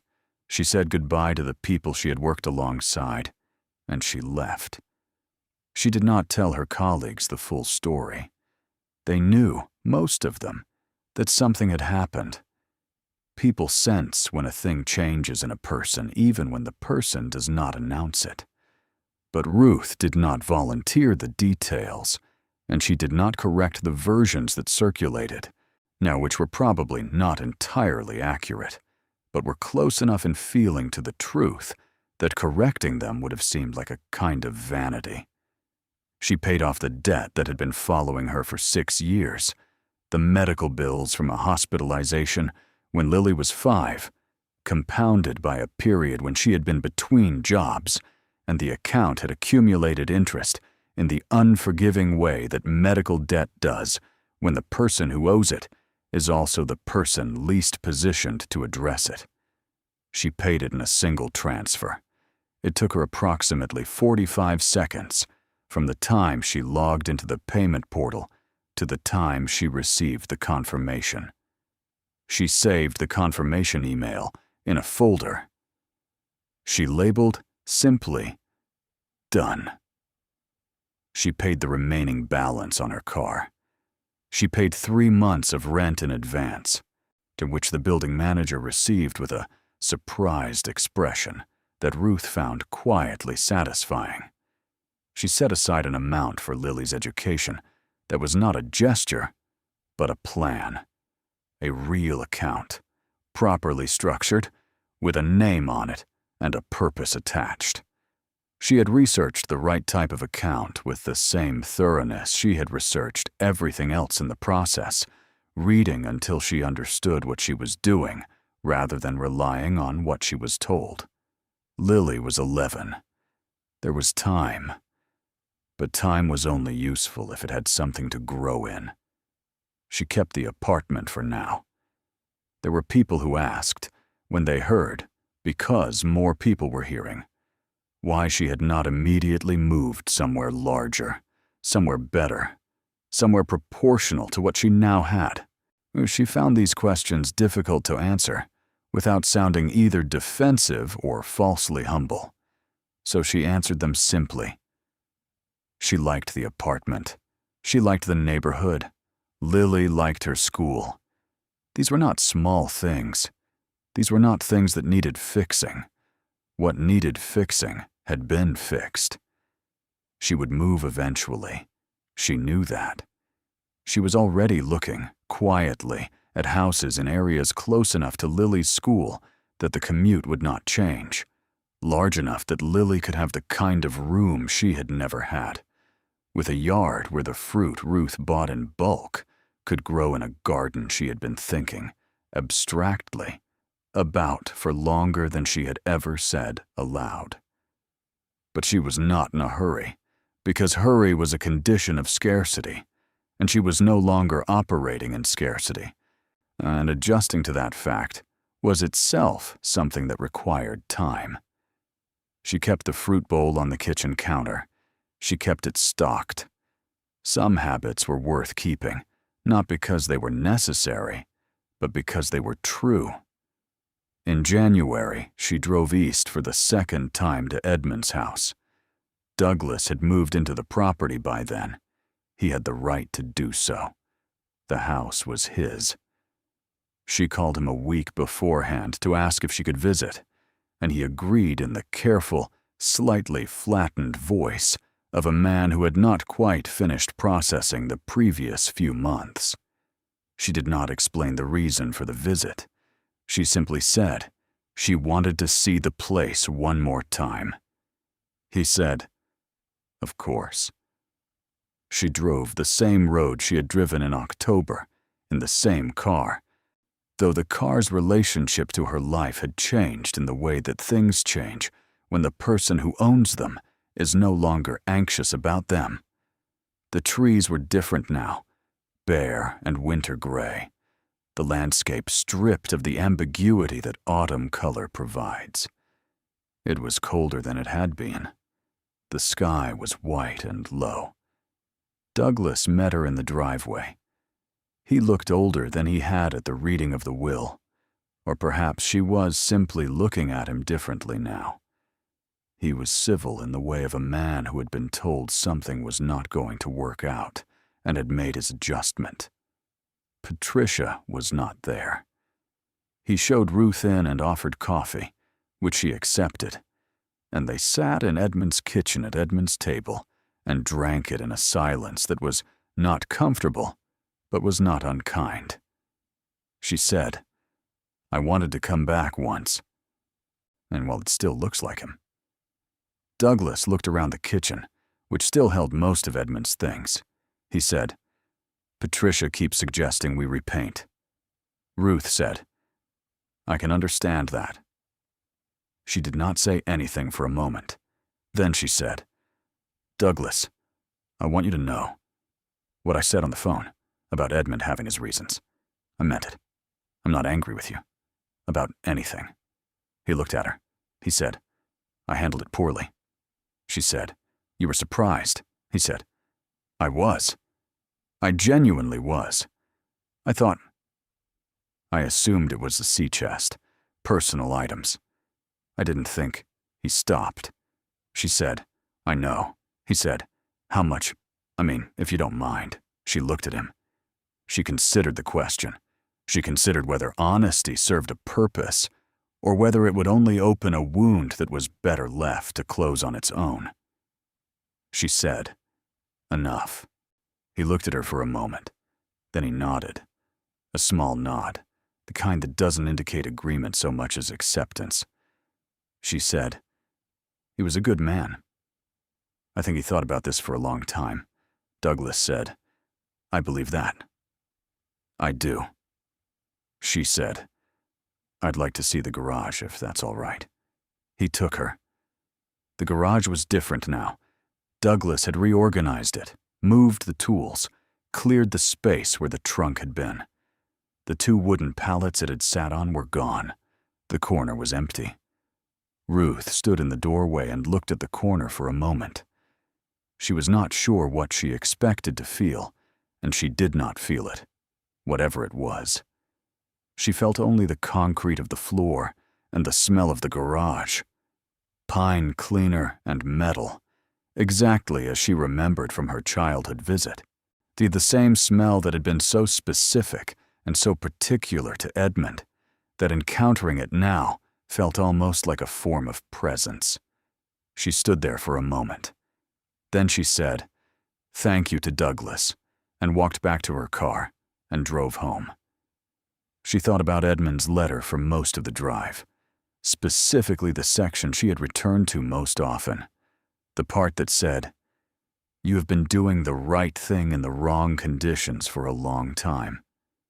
She thought about what that meant in practice.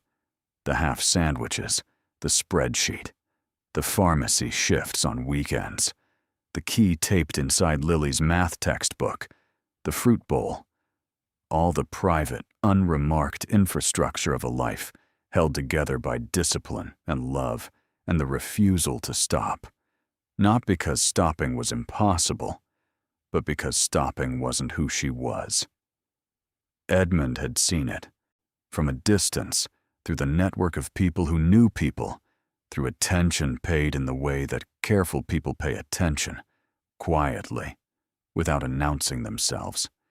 He had seen it, and he had waited until the right moment to acknowledge it, which was, it turned out, after he was gone, because that was the only moment at which the acknowledgement could be made without changing the circumstances that had created the thing he was acknowledging. She understood that now. If he had given her money while he was living, or told her about the collection, or done anything to alter the conditions while she was still in them, he would have been describing not the person she actually was, but the person she might have become with different resources. He had wanted to recognize the person she was, and the person she was existed only in the conditions she had actually inhabited. She did not know if she fully agreed with this reasoning. She thought there might have been an earlier moment at which a smaller intervention would have mattered enormously and hurt nothing. She thought about the medical bills when Lily was 5 and what it would have meant then. But she also understood that she was the wrong person to make that argument because she was the person it had happened to, which made her both the most qualified and the least objective judge of its merits. What she knew was this: Edmund had paid attention, and he had made a decision, and the decision was not random, and she had received something that was not only a collection of rare coins and gold ingots and the proceeds of their sale, but also a letter that said, and in the particular language of a man who was not given to sentiment, that she had been worth watching. That was not nothing. That was, in many ways, more than the money. Spring came. Ruth moved to a house in April. It was in the same school district, 12 minutes from where they had been, with a yard that backed up to a strip of old-growth trees and got afternoon sun on the western side. It had 4 bedrooms, which was more than she needed, and she had taken her time choosing it and had not apologized for taking her time. The real estate process was one more thing she had researched thoroughly before beginning, because thoroughness was what she had instead of experience, and thoroughness, in her case, had never failed to get the job done. Lily's room was at the back, facing the yard. It was larger than any room she had ever had. On the day they moved in, Ruth stood in the doorway while Lily walked around it, measuring distances with her steps the way children do when they are calibrating a space for the life they intend to put into it. Lily said, "This is actually really big," Ruth said. "I know." Lily said, "Can I paint it?" Ruth said, "Yes." They painted it on a Saturday in May. The color Lily chose was a blue-green that the paint chip called sea glass, which Ruth thought was the right choice for reasons she did not explain. She helped with the cutting in along the trim and let Lily handle the rollers, and they worked through the afternoon with the windows open and music playing from Lily's phone. And when they were done, the room smelled of fresh paint and looked exactly like what it was, which was the beginning of something. Ruth planted a garden. It was small, her first attempt, and she researched it with the same methodical attention she had brought to everything else, understanding that plants like plants had requirements that had to be met before they yielded results. She planted tomatoes and basil and a row of lavender along the fence that she had read was drought-resistant, which seemed like a useful quality and something one was learning to tend for the first time. By June, the tomatoes were establishing. By August, she had more basil than she could use, which she bundled and gave to Arthur, who still lived in the old building, when she went back to that neighborhood for a dentist appointment. Arthur said, "You look different." She said, "Different how?" He considered it. He said, "Less tight. Like you're not expecting something to fall." She thought about that. She said, "I think that's probably right." She told Lily the full story on a Sunday afternoon in June, sitting in the yard. Lily was 12 now, old enough to understand what a will was, what an appraisal was, what it meant that a man she had never met had decided to leave something significant to a person he trusted. Ruth told it plainly and without dramatization, because dramatization would have been dishonest, and Lily deserved the honest version. Lily listened without interrupting. When Ruth finished, she was quiet for a moment. Then she said, "Why did he pick you?" Ruth said, "He wrote it down. I can show you the letter." She showed her the letter. Lily read it slowly, with the focused attention she brought to things she was taking seriously. When she finished, she looked up and said, "He sounds lonely."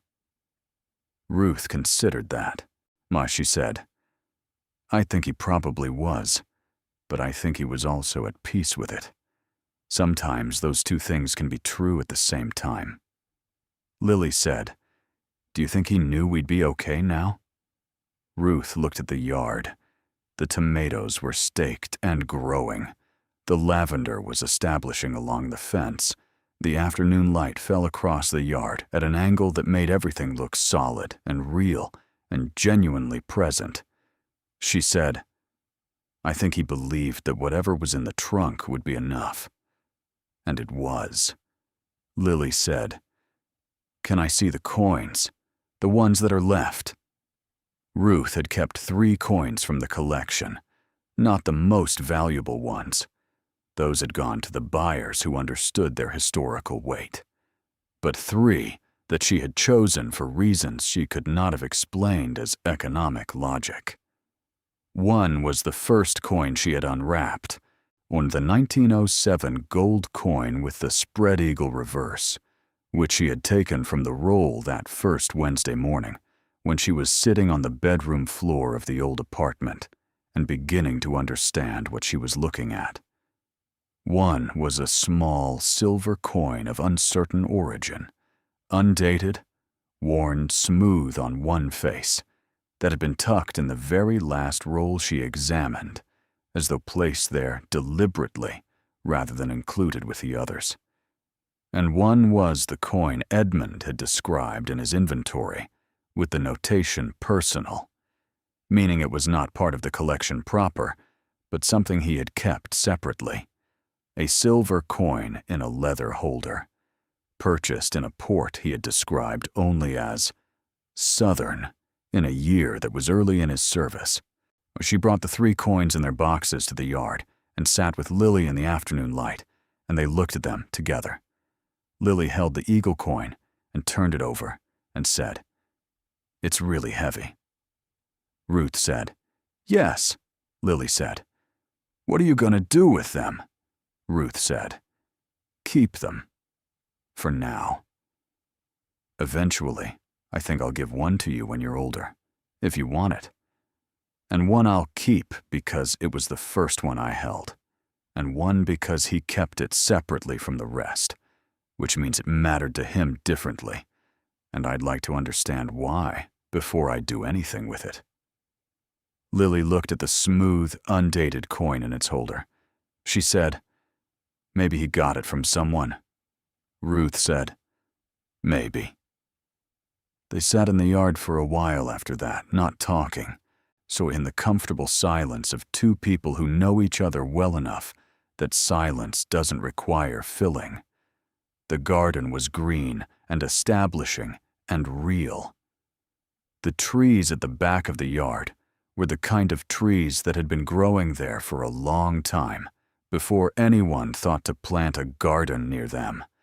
Patient and indifferent and present, the way that the best and oldest things tend to be. She drove east one more time, in October, on the anniversary of the first auction. She did not stop at Edmund's house. She drove past it, slowing long enough to see that the porch had been repainted, and that the American flag bracket was still on the wall beside the door, but that the flag itself was gone. She noted this without judgment.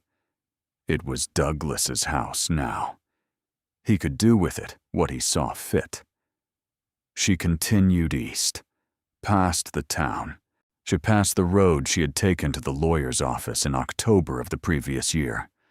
She drove until the road began to slope, and the trees thickened on both sides, and the quality of the air, even through the closed windows, shifted into something older and colder. She pulled over at a spot where the shoulder widened, and there was a clear view northward, over a ridge of pines, toward a horizon she could not quite reach with her eyes. She thought about Edmund's line about the ocean at night. "I hope the ocean at night was worth describing. I believe it was."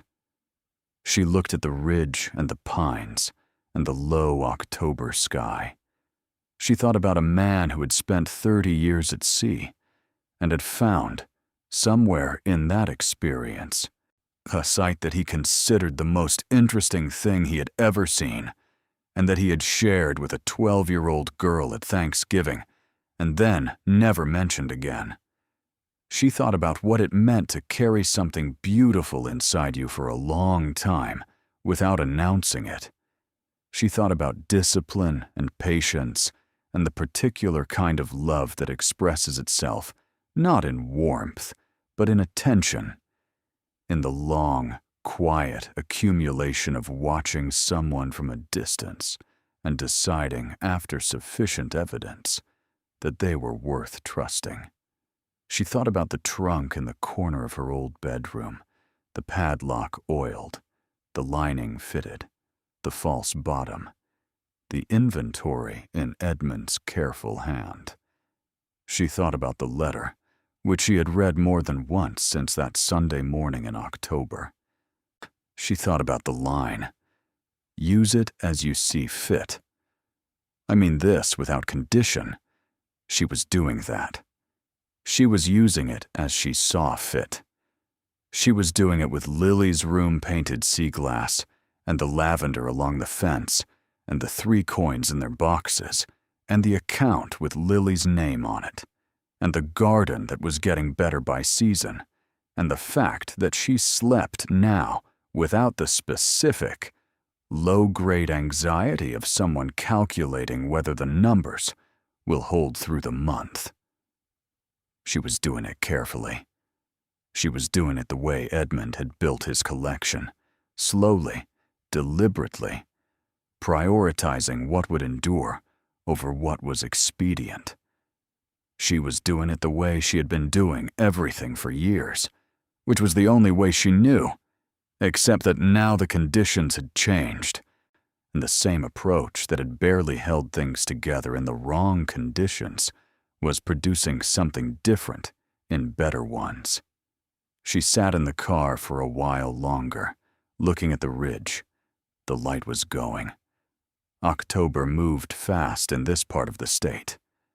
The sky was changing from white to a color that had no simple name, the particular shade that precedes the visible arrival of darkness.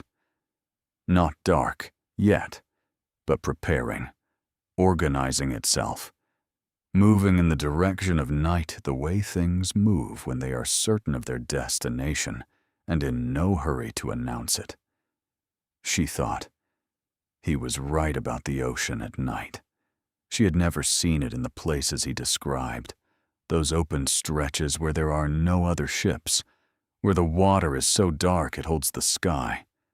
But she understood. On sitting in her car on a shoulder of road in October, with the pines going dark and the light going out, what it meant to look at something vast and particular and feel that it was worth the effort of being present for it. She started the car. She turned around. She drove home the same way she had come, through the town, past the lawyer's office, past the dentist and the tax preparation service, past the road that led to the house, past the intersection where she had stopped for coffee in the thin early morning of a year ago, going the other direction, not yet knowing what she was driving toward. She drove home to the yard and the lavender and the sea-glass room and her daughter, who would be making herself a snack when Ruth arrived because Lily had inherited, from somewhere in the long chain of people who had shaped her, and the quality of taking care of herself without being asked, which Ruth hoped was at least partly from her. She pulled into the driveway. She sat in the car for a moment after the engine stopped, the way she sometimes did, in the quiet space between arriving and walking in. She thought, this is real now. She thought, this has been real for a while. She got out of the car, and the air was cold and clean and smelled of October and the particular sharpness of the trees behind the house, and the light in the kitchen window was on, which meant Lily was in there, and Ruth stood in the driveway for just a moment, looking at it. Then she went inside. There are things that pass through families without being named. Small habits, a way of folding a letter, a preference for order, a tendency toward silence as a form of care. These things travel by proximity and example, accumulating in people who are near enough to absorb them without anyone deciding they should, and they persist long after the people who originally carried them are gone.